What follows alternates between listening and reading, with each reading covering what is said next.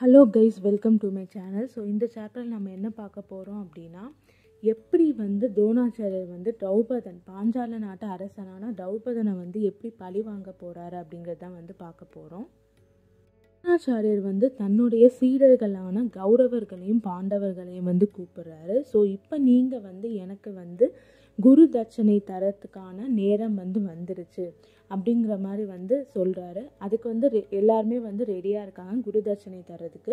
துரோணாச்சாரியர் என்ன சொல்கிறாரு அப்படின்னா, என்னுடைய தட்சணை என்ன அப்படின்னா, பாஞ்சால நாட்டு அரசனான திரௌபதனோட நீங்கள் எல்லாருமே சண்டை போட்டு அவனை ஜெயிக்கணும் அப்படிங்கிற மாதிரி சொல்கிறாரு. அவனை நீங்கள் கைதியாக என்கிட்ட கூட்டிகிட்டு வரணும் அப்படிங்கிற மாதிரி துரோணாச்சாரியர் சொல்கிறாரு. பாண்டவர்கள் கௌரவர்கள் இரு அணிகளாக பிரிகிறாங்க. கௌரவர்கள் ஒரு அணியிலையும் பாண்டவர்கள் ஒரு அணியிலையும் இருக்காங்க. ஸோ ஃபஸ்ட்டு கௌரவர்கள் நாங்கள் போய் சண்டை செஞ்சு ஜெயிச்சுட்டு வரோம் அப்படின்னு சொல்லிட்டு கௌரவர்கள் பாஞ்சால நாட்டுக்குள்ளே போகிறாங்க.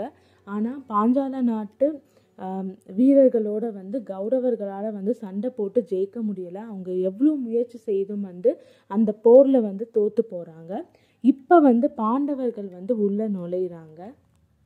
5 பேருமே போய் போர் செய்யலை. தர்மர் விட்டுட்டு பீமனும் அர்ஜுனன் மட்டும்தான் போகிறாங்க. நகுலனும் சகாதேவனும் போகிறதில்ல. ஸோ பீமனும் அர்ஜுனனோட தலைமையில் பாண்டவர்கள் ஒரு படையோடு பாஞ்சால நாட்டுக்குள்ளே போகிறாங்க. அவங்களோட படை வீரர்கள் பாஞ்சால நாட்டு வீரர்களோட சண்டை போட்டு ஜெயிச்சிடுறாங்க. இறுதியில் அர்ஜுனன் நேராக திரௌபதன் கூட போய் சண்டை போடுறான். 2 பேருக்குமே ரொம்ப கடுமையான சண்டை நடக்குது. இறுதியில் அர்ஜுனன் திரௌபதனுடைய அம்பவும் உடைச்சிடுறான். அவனோட தேரையுமே உடைச்சிடுறான். திரௌபதனை ஒரு கைதியாக கூட்டிகிட்டு வந்துடுறான். அர்ஜுனன் திரௌபதனை ஜெயிச்சிடுறான்.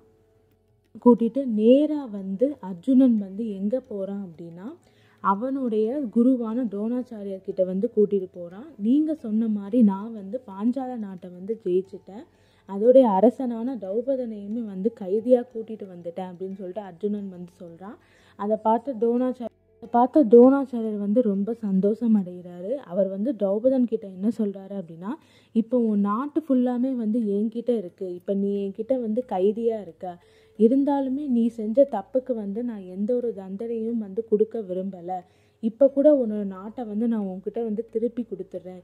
நீ என் கூட பழையபடி ஒரு நண்பனாக இருக்கையா அப்படிங்கிற மாதிரி கேட்குறாரு துரோணாச்சாரியார்.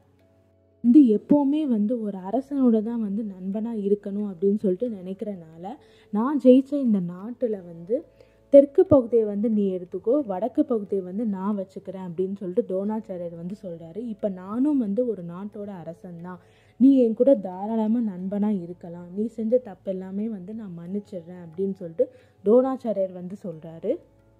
எனக்கு உள்ளே கோபம் கொழுந்து விட்டு எரிஞ்சிட்ருக்கு. இருந்தாலும் அது வெளியே காட்டிக்காமல், நான் உன் கூட நண்பனாக இருக்கேன். நீ எவ்வளோ நல்லவனாக இருக்க. உன்னுடைய நல்ல மனசுக்கு முன்னாடி நான்லாம் ஒரு மனிதனே கிடையாது அப்படிங்கிற மாதிரி திரௌபதன் பேசிட்டு, நான் உன் கூட நண்பனாக இருக்கேன் அப்படின்னு சொல்லிட்டு என்னோட நாட்டை பாதி நீ எடுத்துக்கோ அப்படின்னு சொல்லிடுறாரு.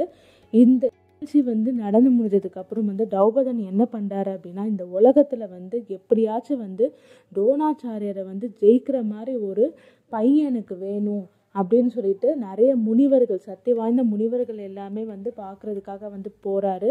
தேடிக்கிட்டே இருக்காரு. துரோணாச்சாரியரை திரும்ப எப்படியாச்சும் பழி வாங்கணுங்கிறதுக்காக அதுக்காக நான் ஒரு பையன் எனக்கு வேணும் அப்படிங்கிறதுக்காக அவர் இந்த உலகத்தை எல்லாமே சுற்றி தேடிக்கிட்டே இருக்காரு.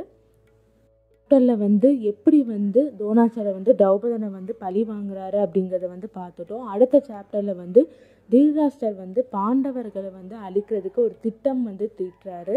அது என்ன திட்டம் அப்படிங்கிறத பார்க்கலாம். தொடர்ந்து மகாபாரத கதையை கேட்குறதுக்கு என்னோட சேனல் லைக் பண்ணுங்கள், கமெண்ட் பண்ணுங்கள், சப்ஸ்கிரைப் பண்ணுங்கள்.